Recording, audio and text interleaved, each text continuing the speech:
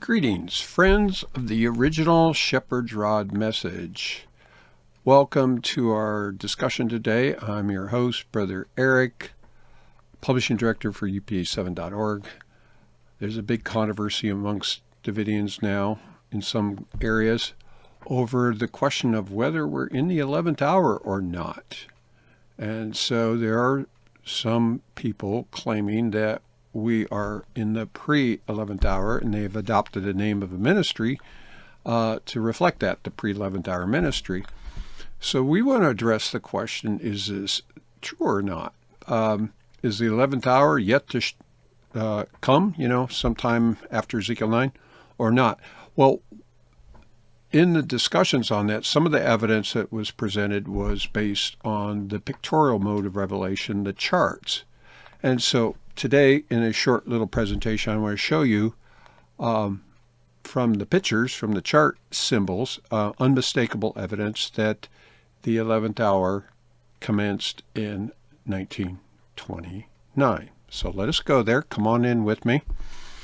If you haven't, take a moment and pray about this, because it is a soul salvation issue. We need to know what the truth is when we need to rightly divide it. So if you haven't, please do take a moment and pray for wisdom and discernment as you look at this evidence.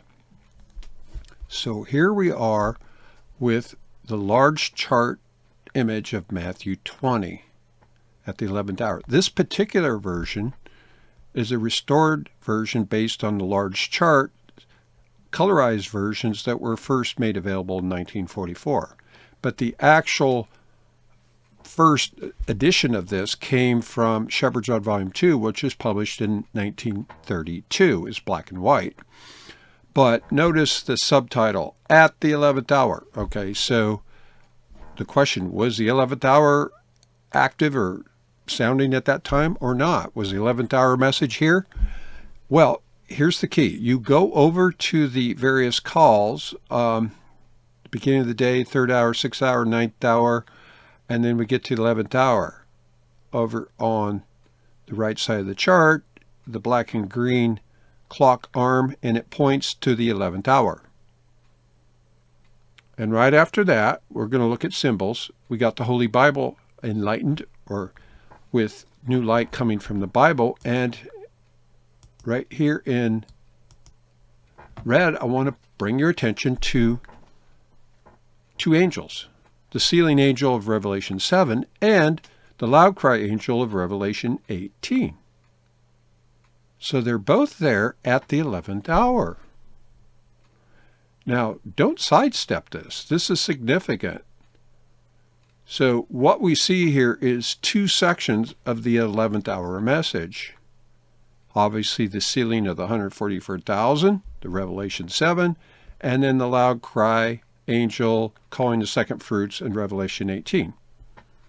So that's pretty clear just from the picture, but can we confirm this with other charts? And the answer is absolutely. So that's what I want to show you today, is this particular image showing two angels at the 11th hour with somewhere else. And so we're going to go to that chart.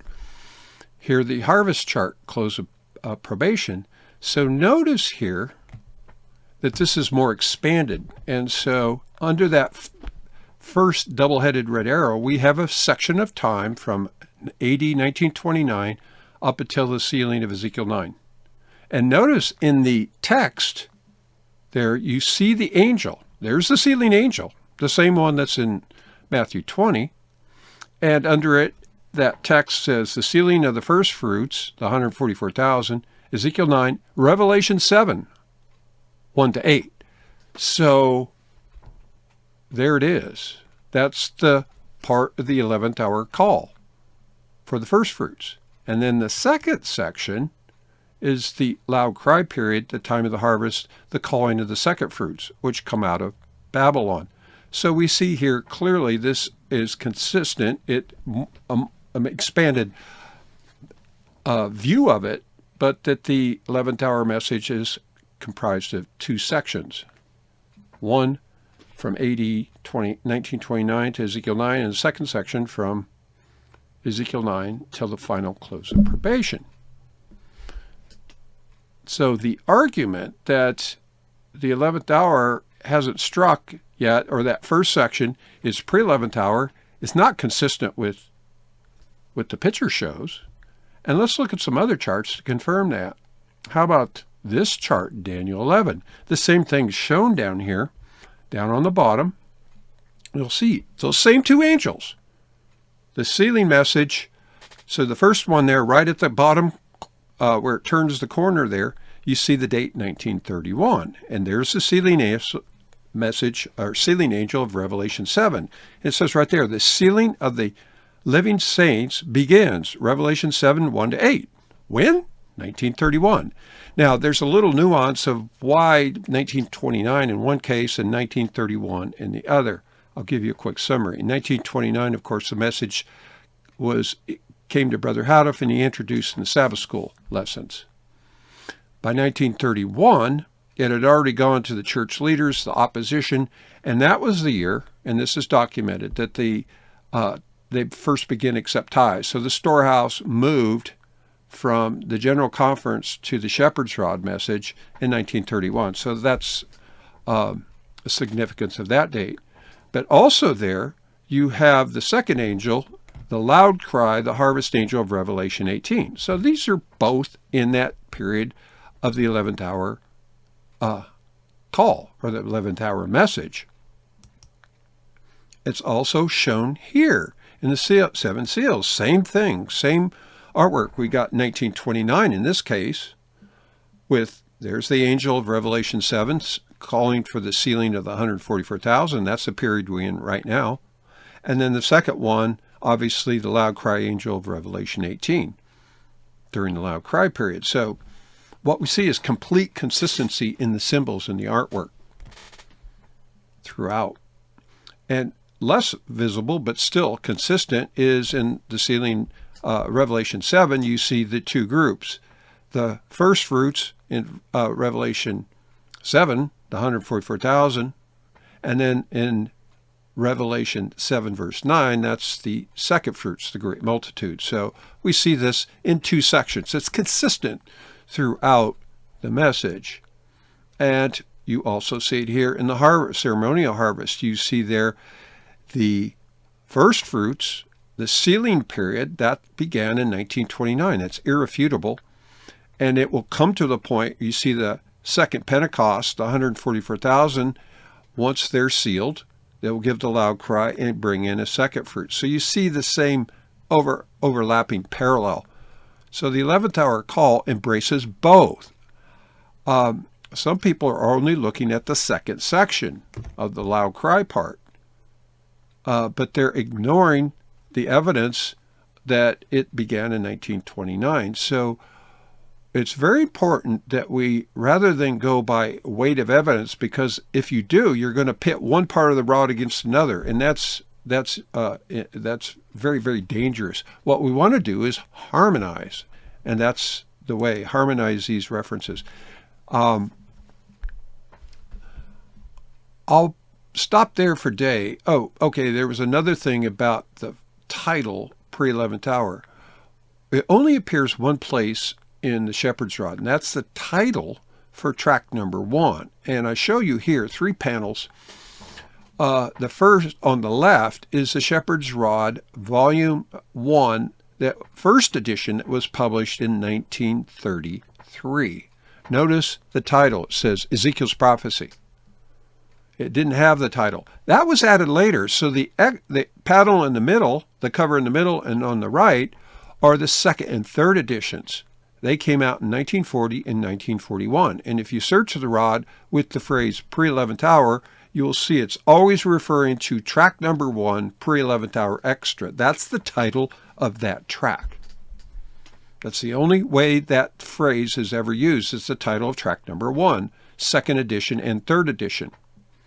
We never see the rod using it to give the name for a ministry, okay, or a study. And that came later after the death of Brother Houteff.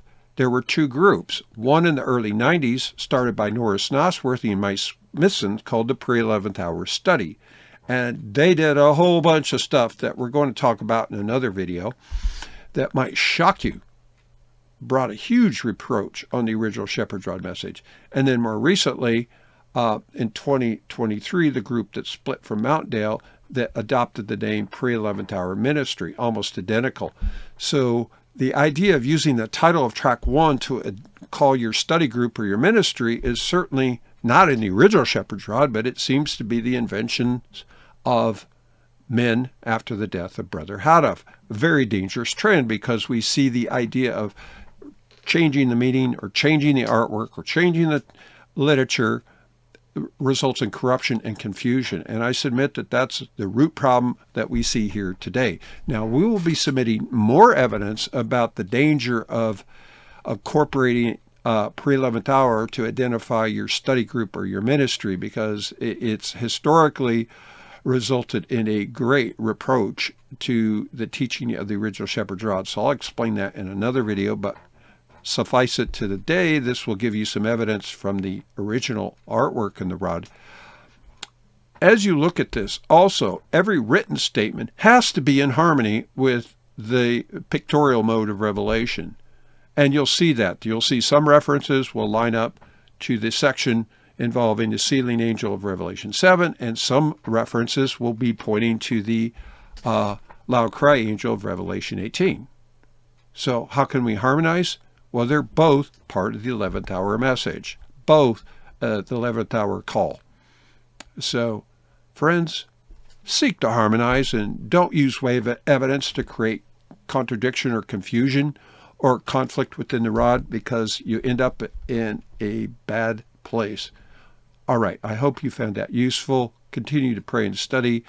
As for your life, because coming out from under an avalanche, because this is a soul salvation issue. So I hope that helps you. If you have any questions or comments, please make them below or contact us at this contact address in that box right above me, and we will be happy to supply you any of the content or information to help you in your studies. Until we meet again, may God richly bless you as you search for truth as for hidden treasure, and to cease ye from all men whose breath is in their nostrils. Until we meet again, Godspeed.